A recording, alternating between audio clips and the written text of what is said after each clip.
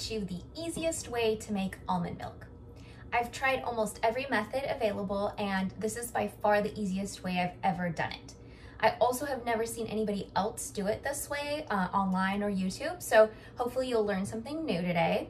And just for those of you who are wondering why you might rather make your almond milk versus buy it, one of the reasons is taste. I think it tastes a lot better. In fact, whenever I buy almond milk, I usually don't end up liking it at all. It tastes like watery cardboard to me, so I throw it away.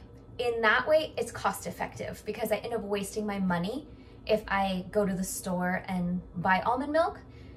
Some people say it's cost effective anyway. That really depends on how much you pay for your almonds and how thick or thin you make your almond milk. I could see someone buying organic almonds and spending just as much as they would buying the almond milk at the store. But the good thing is you don't have to go to the store if you already have almonds. So that's another perk to making it yourself. So anyway, this is the easiest way that I've ever found to make almond milk. I actually had stopped making it for a long time because I was tired of the cleanup and the hassle. Hopefully you will enjoy this way. What you're gonna need to make this recipe for almond milk is an iced coffee maker.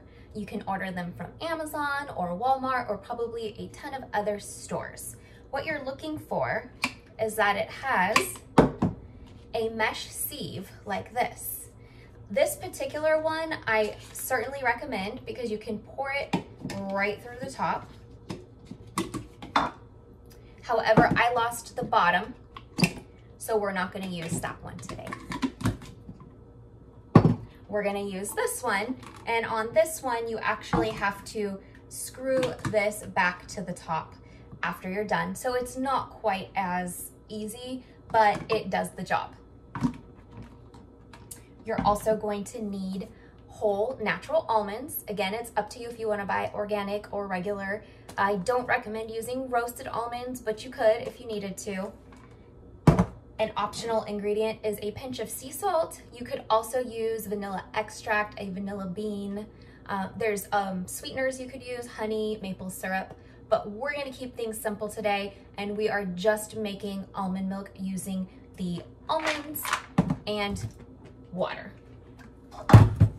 So there is preparation in this recipe, as there usually is when making almond milk.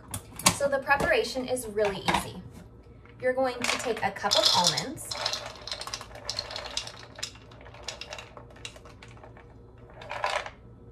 and you're going to put them in a container, and you're going to cover them with water. It doesn't have to be a particular amount of water yet. This is just to soak your almonds. So you're going to go ahead and put this into the fridge if you want to leave it setting for overnight.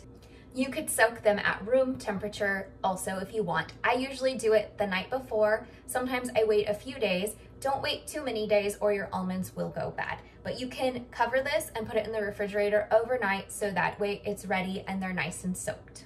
You always want to soak your nuts before making any recipes with nuts or almonds. Okay, so now I have already soaked, and after I soaked them, I drained and rinsed them a couple of times. You can do that as well.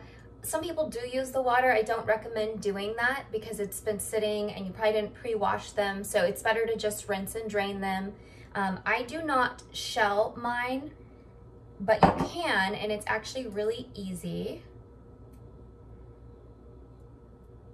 You just push them together, and then there you go. You could take these peelings off of them if you do want them. They call it blanched or something like that. So if you do prefer yours without this skin, you can do that. I don't do that for a couple of reasons. One is because once we filter it properly, then you won't worry about chunkiness, because that is a pet peeve of mine, and you won't have any with this method. But also, I noticed that when I used blanched almonds that came from the store blanched, or even sometimes when I did it myself, that it didn't have quite as much flavor. So we're gonna go ahead and use ours with the skin on. If you are using a different method to make your almond milk, then you may want to blanch them if your strainer isn't good. But again, we won't need to do that. So you're just going to toss your almonds in to your blender. You want to use a good high-speed type blender. I am using the Vitamix blender. You don't have to use it. The old Oster blenders actually are very good for most recipes. Ninjas work too. There's all sorts of Blendtec, all of those blenders. So you can use whatever high-speed or powerful blender that you have. Next, you're going to add your 4 cups of water. I usually don't measure, and I actually usually like mine a little thicker than most recipes call for. So I usually don't use a full 4 cups of water, but we're gonna go ahead and do that today to show you a typical ratio. So we'll finish putting the water in. I am using my smaller jar, so luckily it just barely fit in my Vitamix jar. So now you could add in ingredients that you wanted to. Some people wait until after they're done making the almond milk and straining it to add the maple syrup or honey because it's kind of expensive and some of that will go into the pulp. So people are conscientious of the waste with that. So some people add the sweetener and everything later. If I add sea salt or vanilla, I usually just go ahead and do it during this step.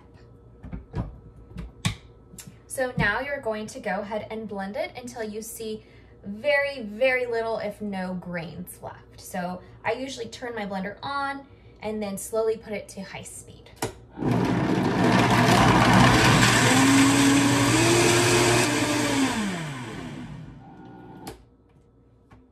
So that looks good to me. There's very little specks in there. You are gonna see a little bit. I don't want mine to get too warm. Vitamix blenders tend to heat up the ingredients as it blends. That's one of their special features, so you can cook soups and things like that. And I don't want that to get cooked myself. It won't hurt anything, but that's not what I'm going for. So I actually let it sit for a second to make sure all the stuff kind of gets off of the lid so I don't make a big mess when I take the lid off.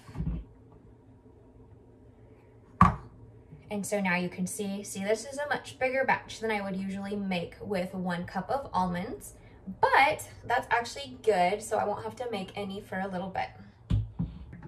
The reason I usually make mine thicker is because what I usually use it for daily is for coffee creamer. So that's why I do mine a little bit on the thicker side. If you are using this for cereal or recipes, this is the standard ratio, is the 1 cup of almonds to the 4 cups of milk. And so I did actually cut back on coffee, so I'm happy to have this in this ratio to go ahead and make other recipes. So now I'm going to go ahead and pour it in the sieve.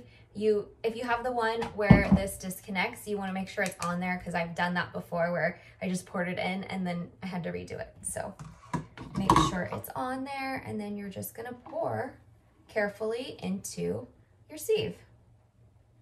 You may have to do it in increments,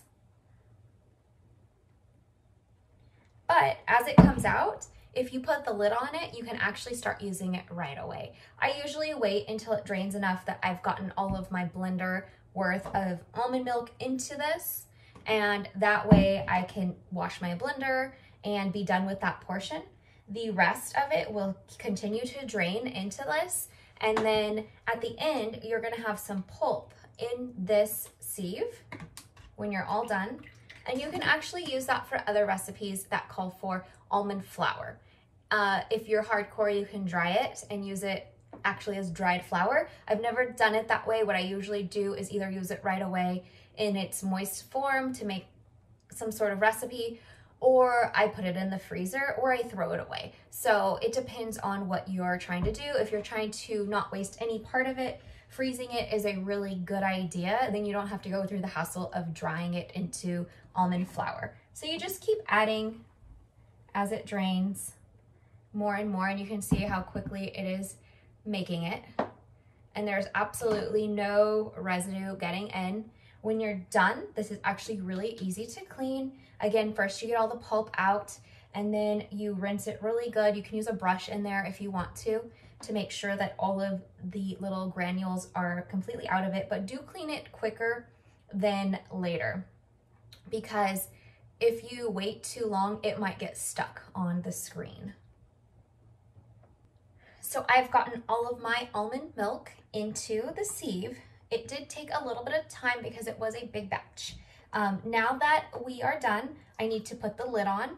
Again, the difference with this one and the other one is the other one, the lid can just be sat on and then twisted. This one, you do have to pull the sieve out. And you can always let your almond milk finish draining and just take the sieve out completely and then put the lid on it. I don't usually like to do that. I like to go ahead and stick it in the refrigerator as soon as I've got all of it in there and let it continue in the fridge. And then a few hours later, if you want to go ahead and remove it, you can to get the pulp out. Again, you don't want to wait too long or it's harder to clean. So then once you screw that in there, you can go ahead and put your lid on. And this one actually has an open and close, which is nice because it does keep it fresh. So now you can go ahead and pour yourself, while it's still working, a glass. And that's what's also so magical about this, is that you can go ahead and use it as it's draining. So then you can go ahead and try it and see if you like it. Again, this is so much tastier than any of the store-bought brands of almond milk that I have found.